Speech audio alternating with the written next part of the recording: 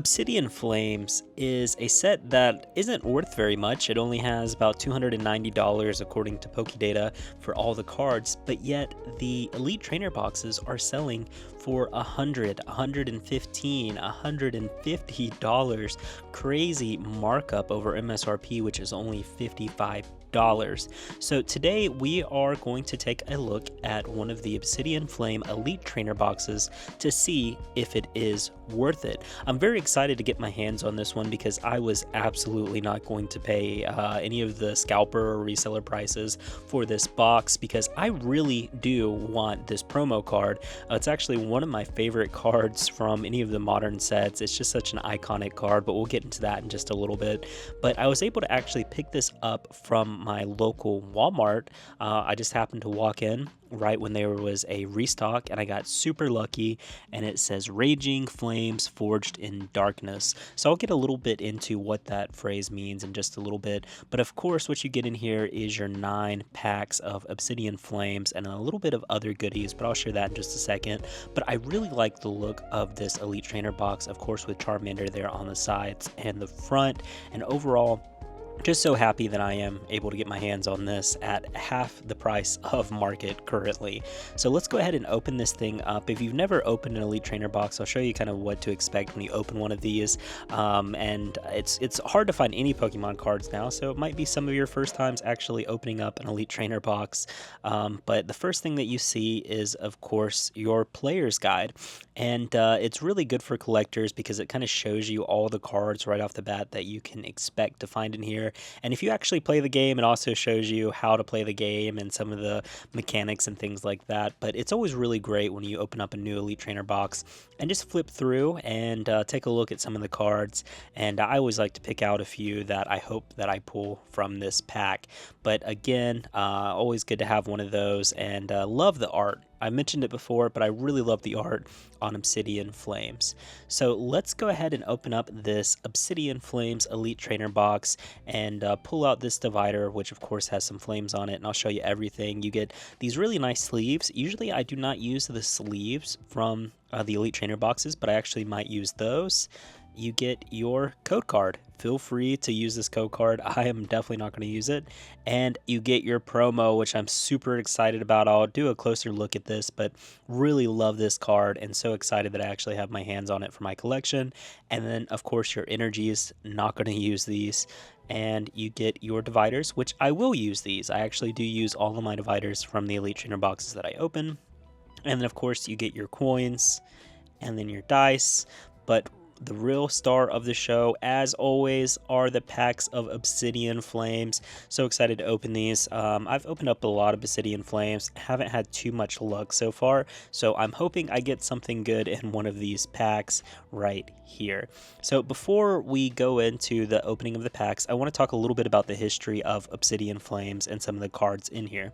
So right off the bat, Obsidian Flames doesn't have a crazy value. It's about $298 as of today, and these are some of the cards that you can get. It's the third major expansion in Scarlet and Violet, so again, it's just a really great collection with some really good cards, but not very valuable, especially when you take a look at things like Prismatic Evolutions, which is like $7,000. But what is really exciting is this promo card, which I think is absolutely the best of Scarlet and Violet, but that's just my opinion.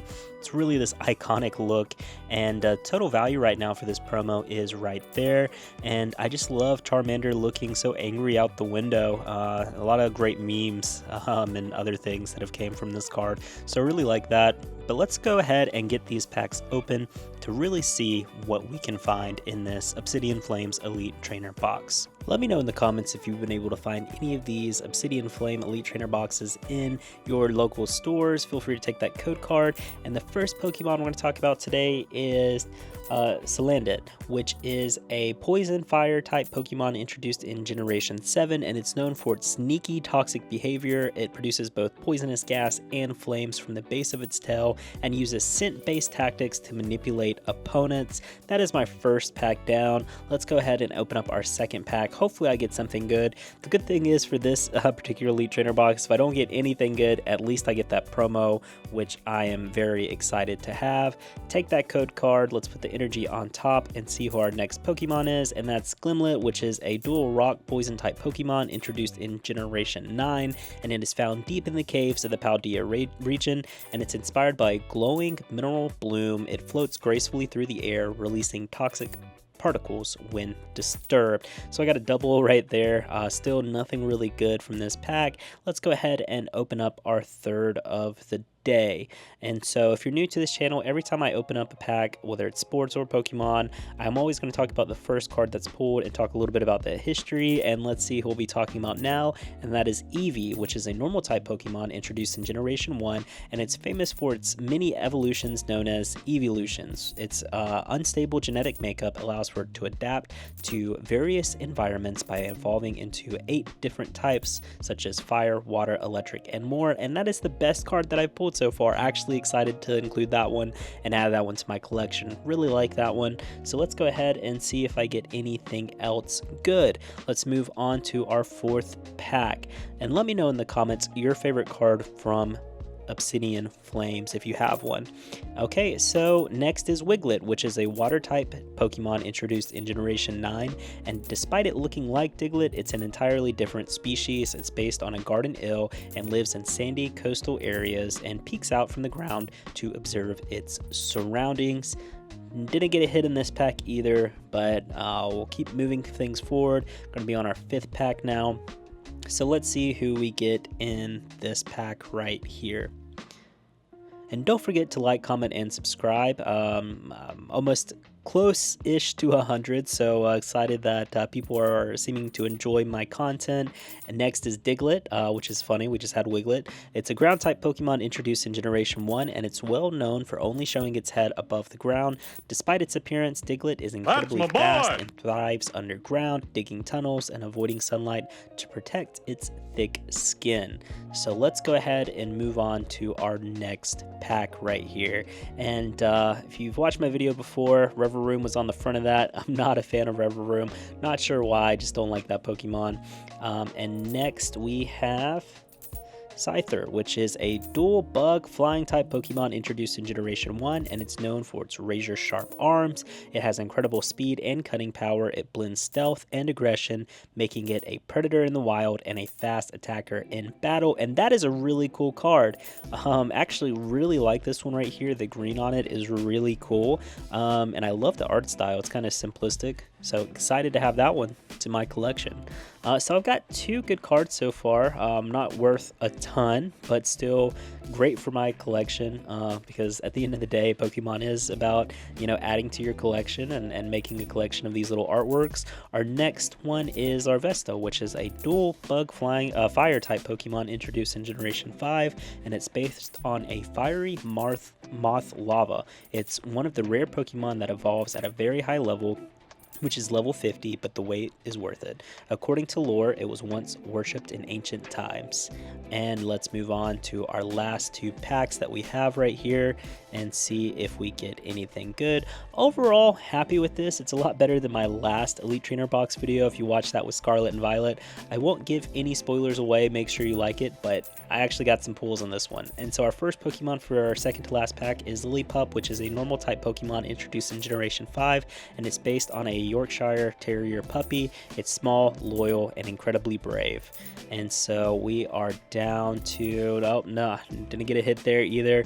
Let's move on to our last pack and see if we get any of that last pack magic. I've had that happen a few times. I'm hoping for that Charizard. Hopefully we get this in this Elite Trainer box.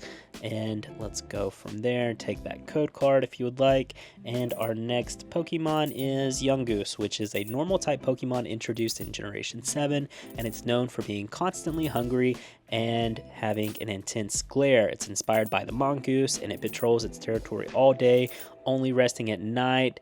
And no last pack magic, but that's okay. Like I said at the very beginning, I'm just happy with just the promo card. But let's go ahead and take a look at everything right here and the values, and also let's take a closer look at the 2 hits, and these are hits to me. I really like these cards, and they're going to be great in my collection. So really love the look of that one right there. And then, of course, this one, I really love the art style. It's really cool, very simplistic, and just really like the striking green on it.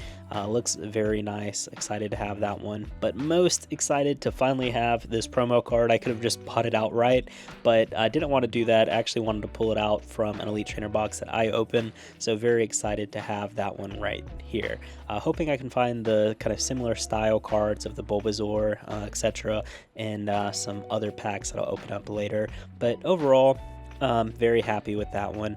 But let's go ahead and take a look at the values now. So for our first pack right there, total value is here.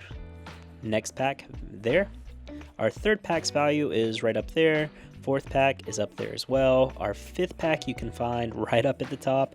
Sixth pack, seventh pack, eighth pack, and our ninth pack. So overall, I paid a total of this. That's what it's worth, and that is what's left over. So can I say that Obsidian Flames is worth it? Well, it really depends. If you're going to pay $100 and $150 to get one of these Elite Trainer boxes, absolutely not. I would just buy the promo card outright, or if you have a certain card, buy it, because again, the total value of all the cards from Obsidian Flames is only $258, and if you can get it at MSRP, I would totally buy the Obsidian Flames box, because there are some really cool cards in here that you can get, but again, at the resale market price, it is absolutely not worth it, because there's no way that you're ever going to get your money back from opening this unless you just get a crazy pack.